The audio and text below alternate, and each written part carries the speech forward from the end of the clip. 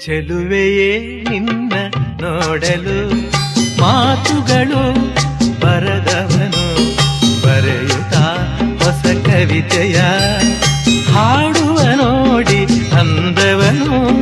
ಚೆಲುವೆಯೇ ನಿನ್ನ ನೋಡಲು ಮಾತುಗಳು ಬರದವನು ಬರೆಯುತ್ತಾ ಹೊಸ ಕವಿತೆಯ